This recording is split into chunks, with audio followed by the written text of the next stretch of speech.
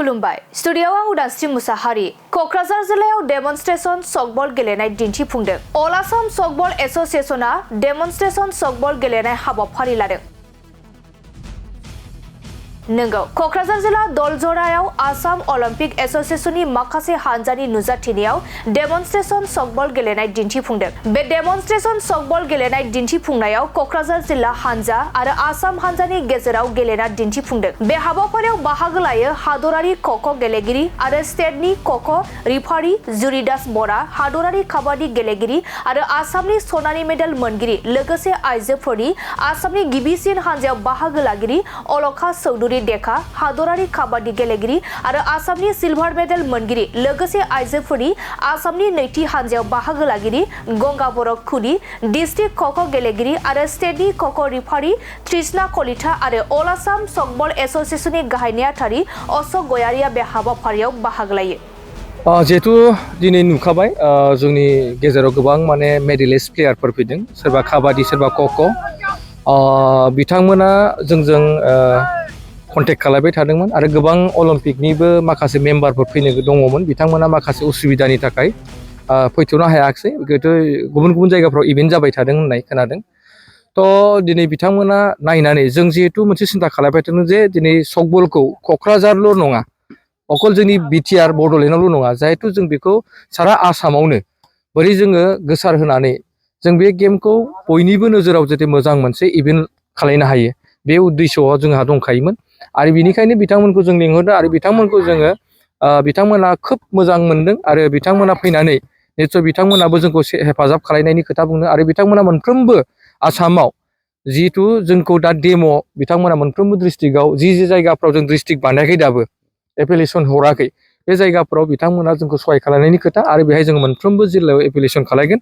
आरो थाबैनो जोङो आसामाव जिहेतु जोंहा दासिम आसामाव 10टाल' जोङो डिस्ट्रिक्ट दङ दा 10टा डिस्ट्रिक्टनि जोङो जायगायाव दा बारायनो नागिरबाय जिहेतु जों सानदों हानायमानि अल आसामाव जेसेबां डिस्ट्रिक्टफोर दं बे डिस्ट्रिक्टआवनो जों बे गेमखौ हरनो नागिरदों आरो डिस्ट्रिक्टआ जोंना कमप्लिट जाजोबखांनायनि उनावनो जों मोनसे अल आसामाव जों सबसे टप मोनसे गेम जोङो टुर्नामेन्ट फाथिनो थांगासिनो दं आरो बेजों लोगोसे जोङो बे गेम जोबनायनि लगावनो जोङो नर्थ इस्टनि जिखिनि मोनसे जोङो माने माबा दङ माने फेडारेसन दानांगौ बेखौबो जोङो दानानै होसिगोन मानोना जोंना इन्डियायाव दा मोनफ्रोमबो जन हिसाबै बेबायदि गेम जागासिनो जोंहाबो नर्थ इस्टआव जोंहा गासै 8टा स्टेट दङ दा बे 8टा स्टेटआवबो जोंहा मोनसे टुर्नामेन्ट फाथिनांगौ बेनि दायथ'आबो जिहेतु आंनाव दं हिसाबै जोङो मोनफ्रोमबो जोङो LINFP आव जों थाबैनो मिटिं लानानै जोङो मोनफ्रोमबो स्टेटनिफ्राय जोङो साबा रिप्रेजेन्टेटिभ लिंहरनानै बिथांमोननि जोङो स्टेट बडिखौ जों दानानै हरनो नागिरदों आरो बडिया दाखांनाय लोगो लोगोनो बिथांमोननोबो जों जेनेरेलि मोनसे डेम' देखायनानै थाबैनो आरो बिनि उनाव जों नर्थ इस्ट जोङो मोनसे टुर्नामेन्ट जों फाथिनोबो थांगासिनो दङ दा ओंखायनो आं सानदों जोङो सकबलखौ आरो जोङो एसे मोजाङाव लाबोफिननो नागिरबाय आरो सकबलखौ जोङो सारा आसामजोंल' नङा जोङो नर्थ इस्टआव बेखौ जोङो मोनफ्रोमबो पर्जानि गेजेराव जोंनिफ्राय जेसेबां हायो जोङो गोख्रों टिम बानायदों आरो बिथांमोना मा होनदों प्रत्येक माने दिनावनो मोनफ्रोमबो जायगायाव मोनफ्रोमबो स्टेटआव थांनानै बिथांमोना फोरोंहैनो थाखाय रेडि जानानै दङ दा ओंखायनो जोङो प्रथम दिनै नैबे दलजरा गामिनि मोनसे मा होनो माइ फोथाराव जोङो फिसाब्लाबो दिनै मोनसे जों डेम' लादों आरो बे डेम'नि गेजेरजोंनो जोङो दिनैनिफ्राय मोनसे जागरन जाफिनबाय सकबला जे मोनसे जागरन जाफिनबाय बेखौ दिनै मोनसे फोरमान होबाय आरो बिनि उनावनो जों कन्टिनिउसलि जोङो सकबलखौ जोङो मोनफ्रोमबो डिस्ट्रिक्ट मोनफ्रोमबो जायगाफ्राव जोङो गेलेहोनायनि मोनसे पलिसिखौ जों लाबाय थादों आरो थाबैनो जोङो मोजां मोनसे जोङो अल आसाम माने गेजेराव जों मोनसे कचिंबो जोङो लानो नागिरदों आरो कचिंनि गेजेरजों जोङो मोनफ्रोमबो डिस्ट्रिक्टखौ जोङो थाबैनो माने बडि दाफुंनानै होनो थाखाय जोङो माखासे हाबाफारि लादों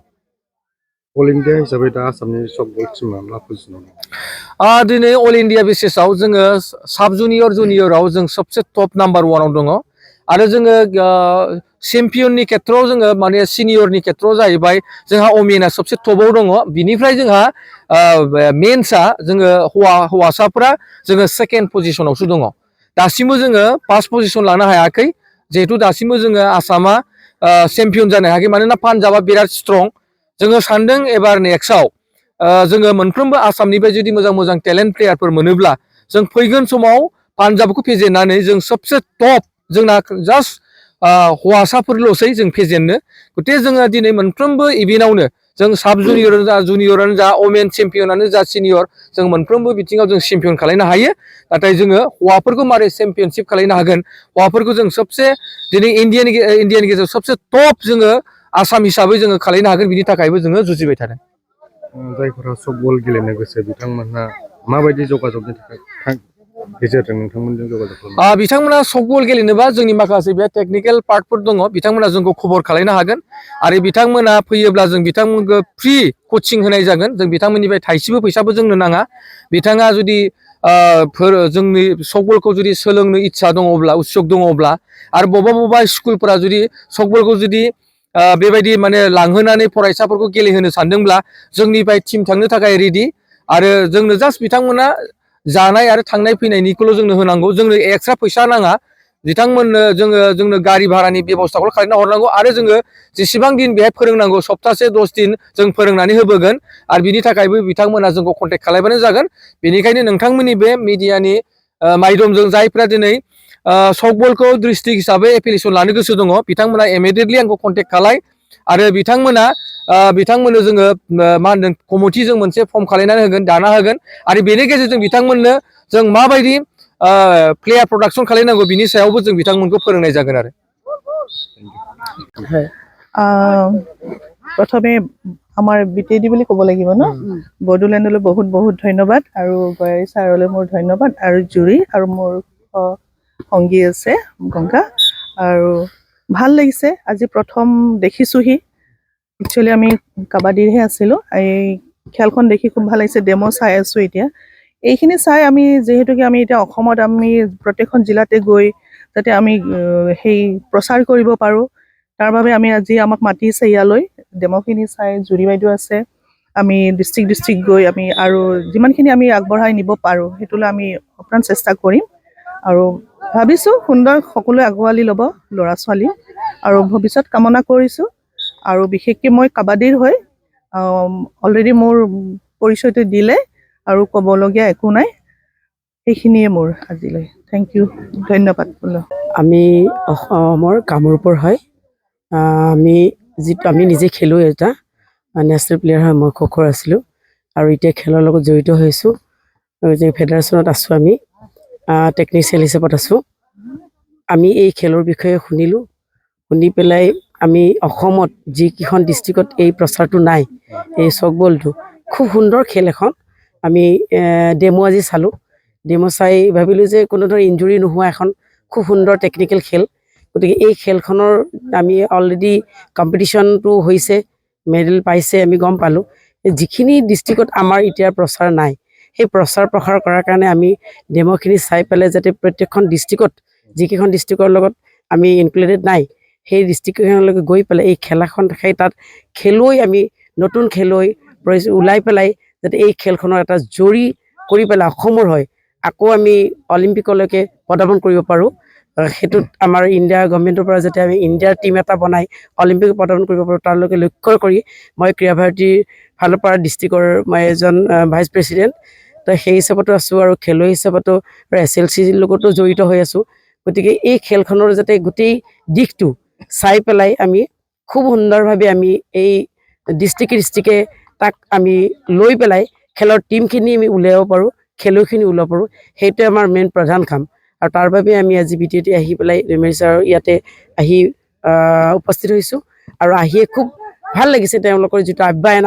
আমাৰলোকে আপ্যায়ন কৰিছে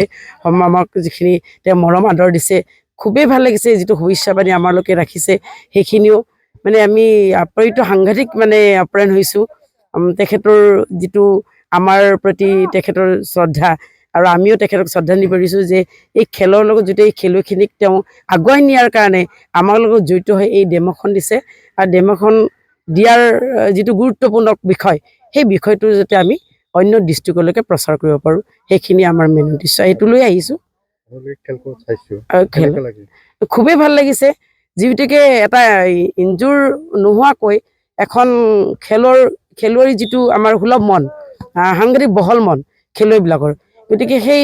খেলুৱৈৰ দৃষ্টিভংগীৰে যদি আমি চাওঁ এজন খেলুৱৈ গঢ়াৰ কাৰণে এই খেলখন খুব সুবিধাজনক অভিভাৱকসকলে এই খেলখনত তেওঁলোক প্ৰদৰ্শন কৰিব দিব, কাৰণ যিহেতুকে বডি আমাৰ বেছি ইঞ্জুৰি নহয়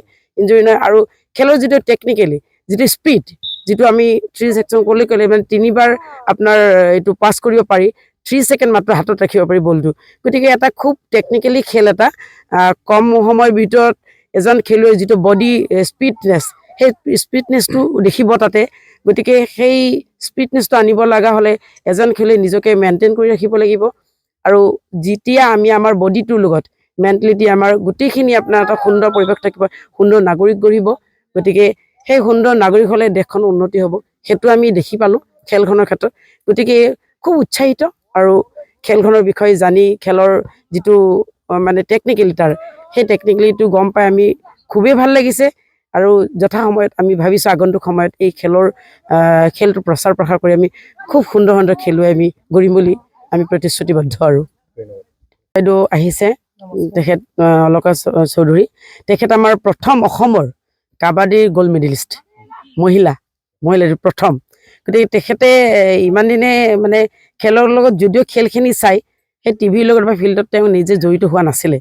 গতিকে তেখেতৰ যিটো স্পীড, সেই স্পীডটো পাই এইবাৰ মই আনিছোঁ যে এই খেলখনত তেখেতে যিটো ডেমে থাকিলে, তেখেতো বেলেগ ডিষ্ট্ৰিক্টলৈ গৈ এই খেলুৱৈ ওলাবৰ কাৰণে তেওঁ মানে এটা মানে হেৰি দিলে, আমাক প্ৰতিশ্ৰুতি দিলে। গতিকে বাইদেউ ক'ব, বাইদেউ খুব সুন্দৰ ভাল খেলুৱৈ আছিলে, আৰু তাৰ বাবে অসমৰ সুনাম কঢ়িয়াই আনিছিলে, প্ৰথম অসমৰ গ'ল্ড মেডেলিষ্ট। গতিকে তেখেতৰ যিটো স্পীড, সেই স্পীডনেছটো এবাৰ এই খেলখনত তেখেতে প্লেয়াৰ ওলোৱাৰ কাৰণে সম্পূৰ্ণভাৱে দিব বুলি মই আশা ৰাখিছোঁ। তেখেতে ক'ব কেনেকুৱা পালে খেলটো সেইটো।